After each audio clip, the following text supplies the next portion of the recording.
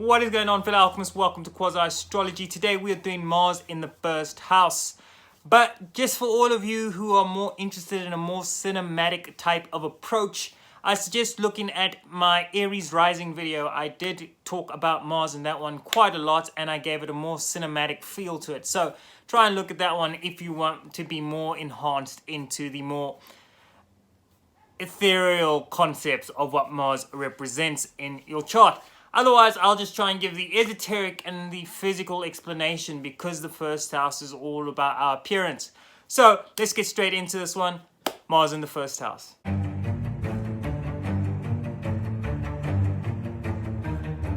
So Mars in the first house, what a position to have, what a placement to have in your chart if you have it, because Mars provides you with the sustenance to persevere.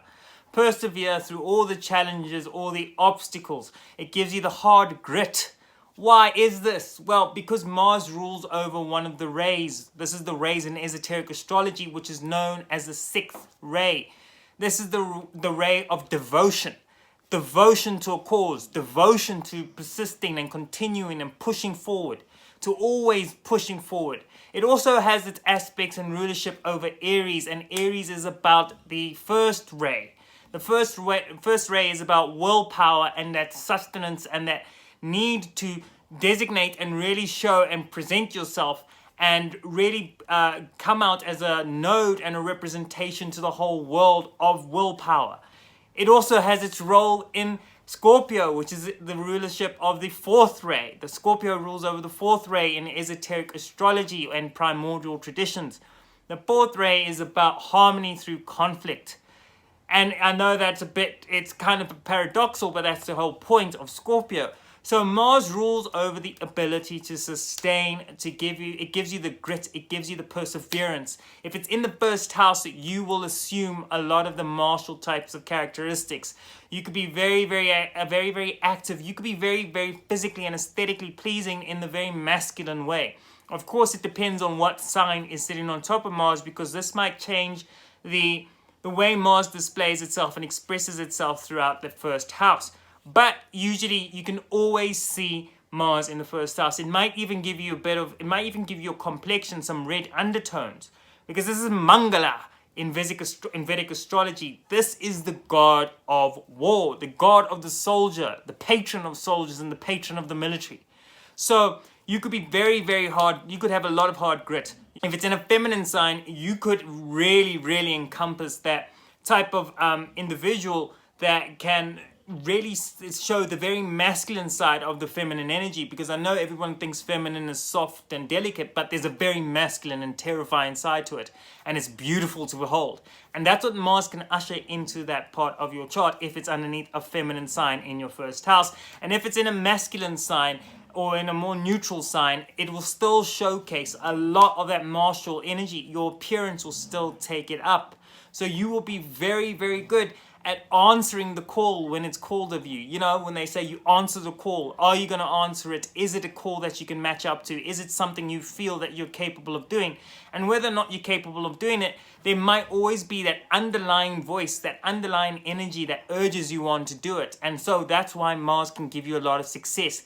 In particular, if you have Mars in Scorpio or any of the very deeply occultic signs like Virgo or in Capricorn, you know, because what happens with the occult, the study of the esoteric primordial traditions, and then perhaps the more practical application of what you learn in here, is that you could tread, you know, everything has a consequence. So you might have an action that might result in some sort of reward dealing with the occultic practices, but there's always something you need to battle behind it. Something always comes out with it.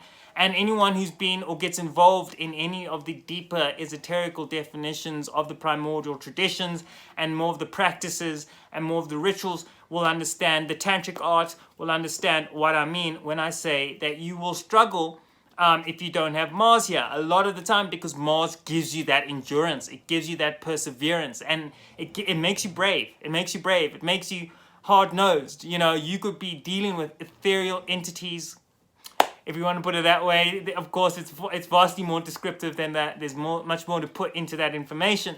that might come out whilst you're dealing with these practical practices within the occult. And Mars gives you that determination to persist. If you accidentally open your Kundalini, for example, and you're not ready for it, Mars could really help you continue and push on regardless of all the forces that are at work. So Mars has a very prominent place in your chart, no matter where it's placed, in particular if it's in your first house.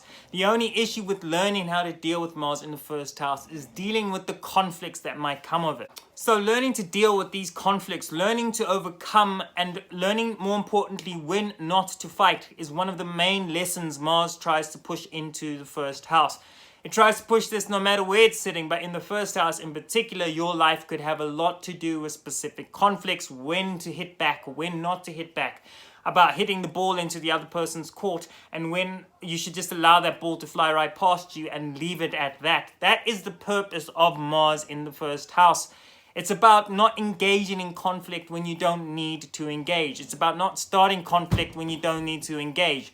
So just keep that in mind, that Mars in the first house is a very prominent and very esoterically important position to have, and it's a very lucky position to have, especially when it comes to the physical appearance. These are people who take very good care of themselves and who will exhibit very athletic, very competent, very confident abilities with their bodies in many cases, unless it's got challenging aspects to it, like squares, for example. So fellow alchemists, that brings an ending to Mars in the first house. I really hope you enjoyed it. If you did, please don't forget to subscribe, drop a like below, drop a comment in the sections below, and tell me what it's like to have Mars in your first house and the things you deal with. Also, I really suggest you check out Aries Rising video, or my Aries Rising video, which again I'll attach up here in the top. Until next time, take good care of yourself. I'll see you then.